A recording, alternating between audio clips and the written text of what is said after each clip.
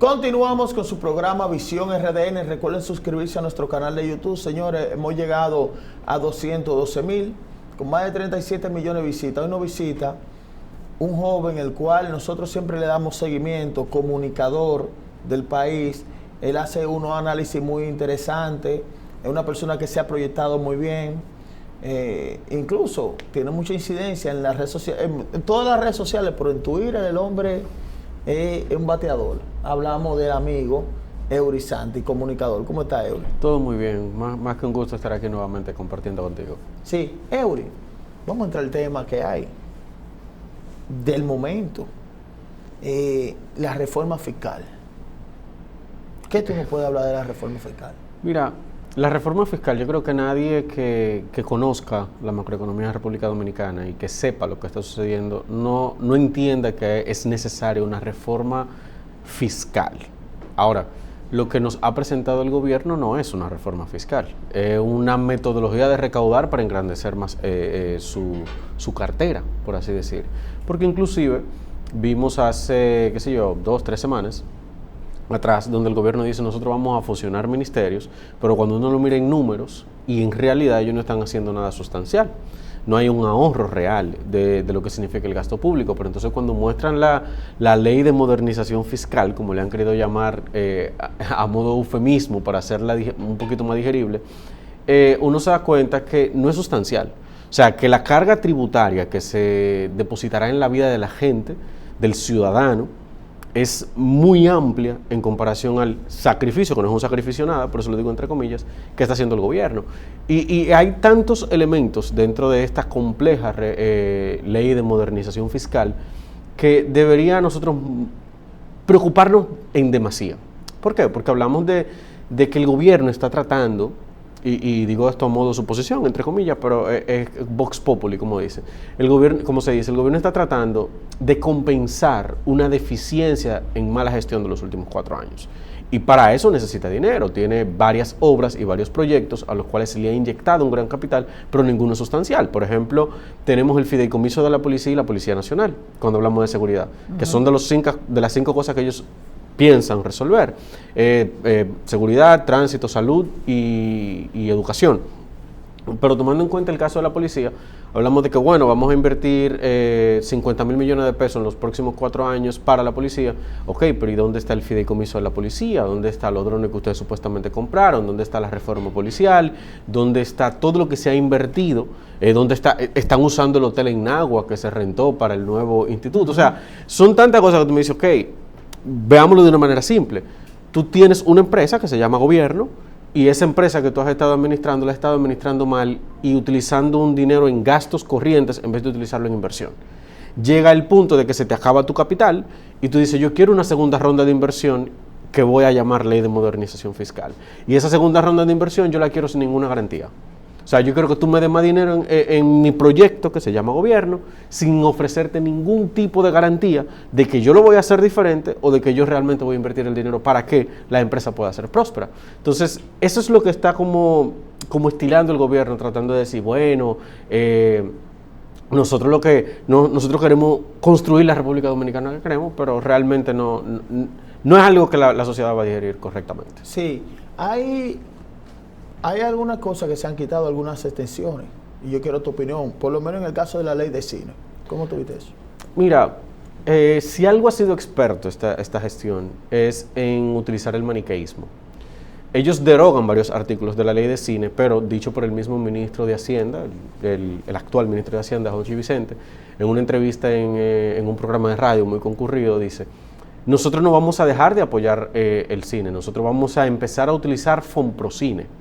¿Qué pasa? La ley de cine tenía dos características. Una, que era como un tipo de beneficio para los cineastas a través de las empresas privadas, donde las empresas reportaban un gasto de su impuesto sobre la renta, entonces ellos dejaban de pagar eso. O sea, el Estado no era que erogaba un dinero, sino que dejaba de percibir un dinero en base a lo que reportaban las empresas privadas que aportaban al cine, ¿verdad?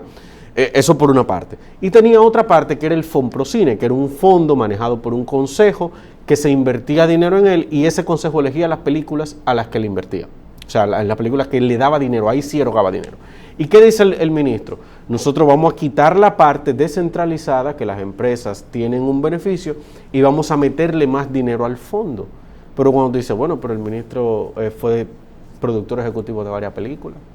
Pero ¿quién va a determinar ese fondo? ¿Cuánto va a tener ese fondo? O sea, entonces tú tienes una industria aquí. ¿Quiénes lo van a manejar? ¿Quiénes lo van a manejar? Y tú tienes una industria aquí en ascenso, que la maneja una familia, que todos conocemos, que se ha beneficiado de eso. Entonces, ¿qué me dice a mí que lo que tú estás haciendo es eliminando la competencia por un lado para beneficiar de manera desmedida por otro?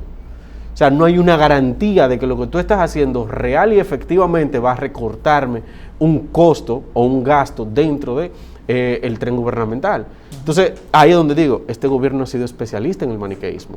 Por ejemplo, cuando me hablas, bueno, nosotros vamos a poner todos los productos con el ITEVIS. El ITEVIS es lo que más recauda el gobierno. Y te voy a poner 5 artículos, pan, arroz, leche, esos van a estar exentos de ITEVIS. Ok, perfecto. ¿Y por qué? En vez de tú subirme todo a un 18%, porque aquí habían artículos que te pagaban 6 y un 12%. En vez de tú subirme todo a un 18%, ¿por qué tú no me amplías la base? Y me lo bajas a un 14% o a un 12%. En vez tú me lo subiste todo, no. Amplíame la base y bájamelo a un 12%. O sea, dame algo para atrás. Si tú me le vas a poner impuesto a la comida, a otras cosas de la comida, bueno, pues entonces dame algo para atrás y bájame el monto.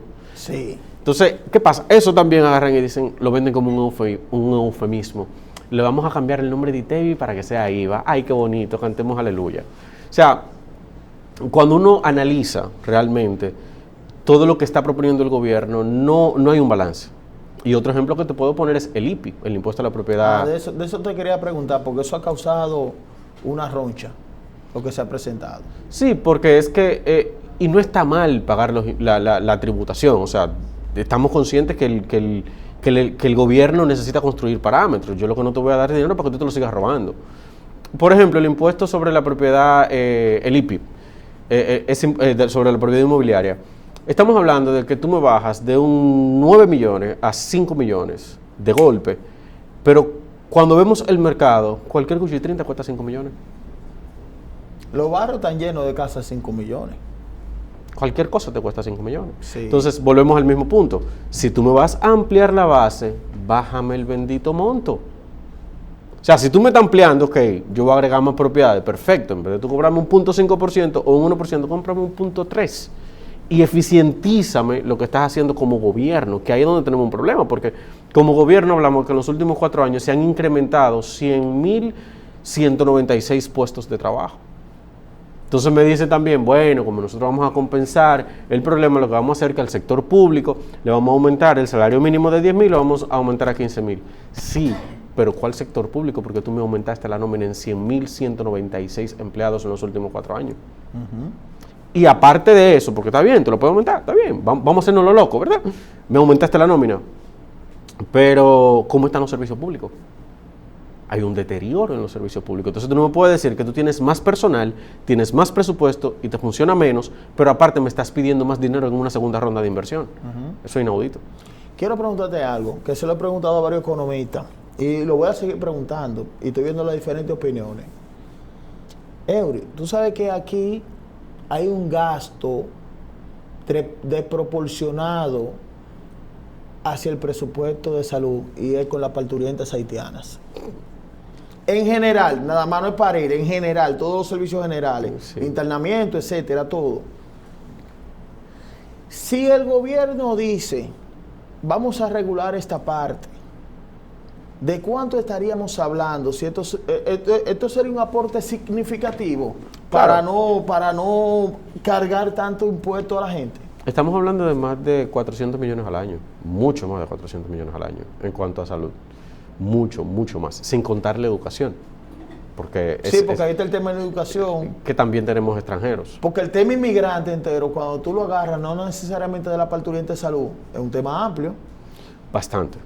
Sí. O sea, estamos hablando de que nosotros tenemos, partiendo desde la base de que aquí el 38% de los partos en el 2024 han sido de haitianas. Wow. Sean residentes legales o ilegales, han sido de haitianas. Eso es lo importante. El 38. 38. Y ahí volvemos al maniqueísmo y abro un paréntesis. El gobierno en la ONU, el presidente dice, nosotros el 12% de servicios se lo damos a las haitianas. Sí, el 12% de servicio en general. Pero lo importante es que tú me estás agregando una población de un 38%. ¿Qué país del mundo? Lo pregunté y nadie me pudo contestar. No hay un país del mundo que te tenga un 38% de inmigrantes pariendo dentro de su territorio. Eso es inviable bajo cualquier circunstancia. Es algo terrible. Ahora, cuando hablamos de presupuesto y de qué implica esto dentro del gasto público, hablamos de un potencial 38%, porque esos niños que nacen ahí, según informaciones de alguien que dirigía el mismo Servicio Nacional de Salud, muchos ya residen en el país, muchos ya hacen vida aquí. Nada más tienes que ir a Hoyo de Friusa, nada más tienes que ir a Villahermoso, en La Romana, nada más tienes que ir a Montellano, Puerto Plata. Te vas a encontrar las comunidades. Antes le decíamos batelle, ya no, ya son barrios. No son barrios. Son barrios de haitianos, pequeños Haití. Entonces, ese grupo de gente va a percibir, va a formar parte de los servicios de salud que son para los pobres, entre comillas. Entonces, por eso aquí nosotros nunca salimos de la pobreza. Ahora, a modo significativo, ¿a qué se traduce eso? Aproximadamente a un 2-3% del PIB nuestro. Y cuidado si más. 2% o 3% del PIB, del Producto Interno Bruto. Y cuidado si más, anual. Wow. Estamos hablando de servicio en educación. Eso es grande. Hablamos de servicio en educación, hablamos de servicio de salud, pero también hablamos de subvenciones estatales. Sí. Hablamos de bonos, bono luz, hablamos de electricidad. Tú tienes una comunidad en Atomayor, entera, una comunidad en Atomayor, que sencillamente se conectó en los cables de la autopista, entre la avenida, y mandaron la electricidad para allá. ¿Tienen contador? ¿Pagan luz? No. Entonces, esas pérdidas eléctricas también cuentan en ese paquete.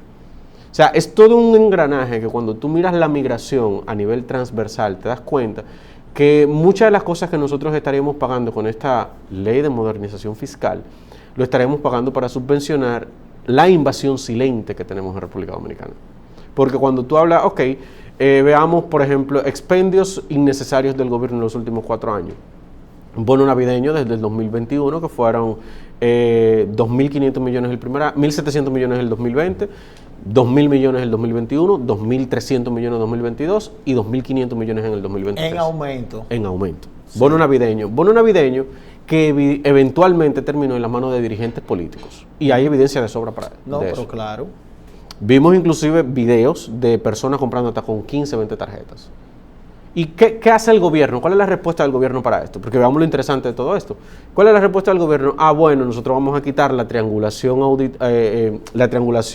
gerencial que existía dentro del plan social y vamos a fusionar el ADES con Supérate. O sea, yo te voy a quitar el modelo que supervisaba uno con el otro para darle la centralización a Supérate para que ellos puedan hacer expendio de las tarjetas con más libertad. Sí, porque no hay supervisión. Exacto, y me explico con eso. En el modelo que se creó Prosolis y el plan social, se creó con 3 entidades. Se creó con el SIUBEN, con el ADES y con el plan social. El SIUBEN es un sistema único de beneficiarios que era el que hacía el levantamiento de la gente que lo necesitaba. Sí. El ADES es la administradora de los servicios de seguridad social, que es lo que manejaba el dinero y lo distribuía. Entonces el plan social es que lo entregaba y una con otra se supervisaba. Porque de la lista del SIUBEN se sale el dinero, pero el SIUBEN supervisa a este, y este, a este, y este, a este. Sí. Cuando llega el gobierno, por decreto, le da todo ese poder a Supérate. Y por eso Supérate se maneja de la forma que se maneja. Entonces el gobierno me está diciendo ahora, eso yo lo voy a hacer más oficial y voy a fusionar el ADES y todo lo demás y se lo voy a dar a Supérate para que haga lo que quiera con el dinero. Pero aparte de eso, yo te estoy diciendo a ti como ciudadano, paga más porque yo necesito más para darte el país que tú sueñas. Eso es una hipocresía. Sí. Eury, quiero que me hable ya de los servicios digitales en esta parte. Yo me pregunto, porque no he visto ni en el proyecto de ley, ni en ninguna de la documentación que han emitido, ni en las presentaciones que ha mostrado el gobierno, cómo rayos ellos piensan tributar esos servicios. Y me explico. Tú usas Netflix, por poner un servicio. Tú usas Netflix en el celular y lo usas en el teléfono, en tu casa, ¿verdad? En el servicio de internet. ¿Cómo tú vas a rastrear en cuál de esos 2 servicios yo lo voy a tributar? Ellos dicen, bueno, tú te suscribes a través de una vamos a decir, de una telefónica, que como funciona uno de esos servicios de streaming, y entonces esa telefónica te cobra impuestos, pero eso es una locura. O sea, el proceso interno que tú tienes que tener para auditar eso es una locura. Es más fácil, muchísimo más fácil, tú lograr que todo el mundo tribute. Y ahí es donde el gobierno ha fallado. No se ha dado cuenta de que a mayor carga tributaria, a mayor barreras de entrada, menos tú incentivas el desarrollo.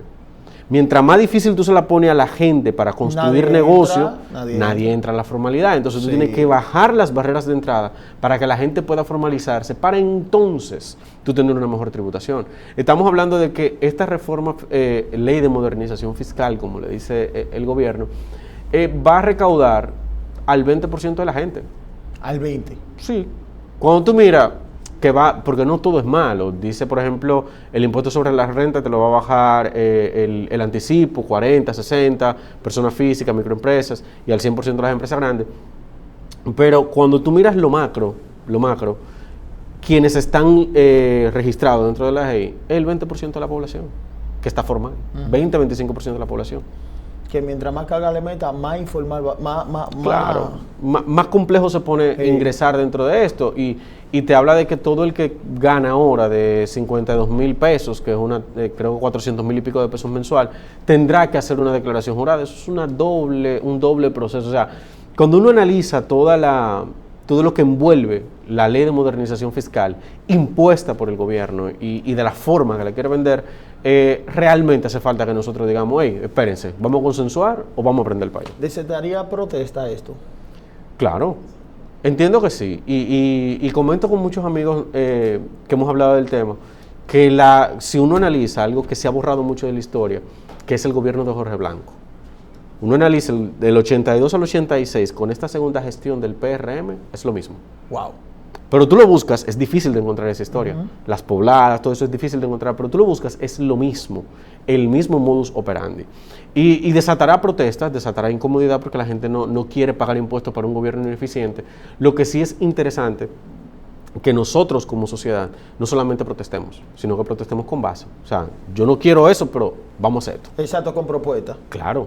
Protesto, pero con propuesta. Y con esto, te digo esto último, que nosotros hemos cometido un error que nos han inducido en los últimos 15 años y es odiar la política, odiar los partidos políticos. Se han encargado de destruir tanto el sistema político que nosotros no queremos saber de política, pero quienes realmente pueden mejorar las cosas es el sistema político, el sistema partidario, quienes han hecho freno, quienes pueden hacer propuestas, quienes pueden ir estructuradamente a defendernos, es el sistema político. En el sistema político. Claro que sí. Brillante. Gracias por la invitación. Sí, señores, suscríbanse a nuestro canal de YouTube Visión RDN, activen la campanita de notificaciones y como siempre le digo, hasta la próxima.